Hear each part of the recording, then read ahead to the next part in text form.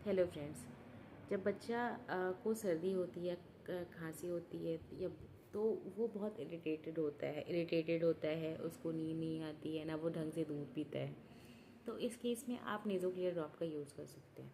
नेज़ोक्लियर drop एक तरह का सोल्यूशन होता है जिसके अंदर आपका नमक और पानी वो का मिक्सचर होता है। तो ये जो होता है जनरली बच्चों को हार्म नहीं करता। अगर आपके बच्चे की नाक ब्लॉक है या बच्चे की नाक से आवाज़ आ रही है, कभी कभी एलर्जी के केसेस में, लेकिन उस केस में जनरली डॉक्टर से पूछ करके तो आप ना नेज़ोक्लियर ड्रॉप दे सकते हैं। अब बात आती है कि नेज़ोक्लियर ड्रॉप कितना देना चाहिए। अगर आपका बच्चा 6 महीने से छोटा है तो आप एक एक ड्रॉप दोनों नॉस्ट्रल में डाल सकते हैं। और अगर आपका बच्चा 6 महीने से ऊपर का है तो आप दो दो ड्रॉप जो होता है एक एक नॉस्ट्रल में डाल सकते हैं। फिर बात आती है कि नेज़ोक्लियर ड्रॉप जो होता है बच्चों को कितनी बार देना चाहिए। तो अगर 6 महीने से छोटा है तो आप उसको एक बार दीजिए, और अगर आपका 6 महीने से ऊपर है तो 2 से 3 बार दे सकते हैं। फिर बात आती है कि जनरल नेज़ोक्लियर ड्रॉप जो हम देते हैं उसको देने का सही तरीका क्या होता है।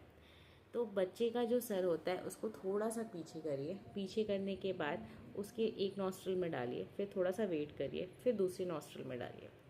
ऐसे ही अगर उसको 6 महीने से वो ऊपर है तो दो दो ड्रॉप्स जो होता है एक नॉस्ट्रल में डालिए, उसके बाद 2 ड्रॉप्स जो है दूसरी नॉस्ट्रल में डालिए। कभी कभी होता है बच्चे बहुत ज़्यादा इरिटेटेड होते हैं या फिर बहुत ज़्यादा उनको कफ होता है, कोल्ड होता है, वो नहीं करने देते। तो इस केस में पहले बच्चे को स्टीम दीजिए। स्टीम के लिए मैं बोलूँगी कि आप जो है ना कंटेनर का यूज़ ना करें या फिर कोई बर्तन का यूज़ ना करें, क्योंकि बर्तन में से जो भाप निकलती है इससे बच्चा जल सकता है। इससे बेटर ऑप्शन ये है कि आप स्टीमर का यूज़ करें।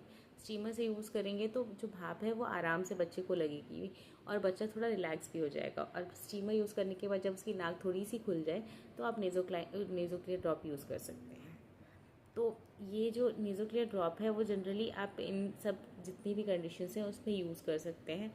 लेकिन अगर आपको इससे ज़्यादा लगता है कि अगर नहीं, इसमें कोई रिलीफ नहीं मिल रहा है, 2 या 3 दिन में आपको कोई रिलीफ नहीं है, तो तुरंत अपने डॉक्टर से कंसल्ट करें, क्या पता वो कुछ और ही हो। तो थैंक यू फॉर दिस।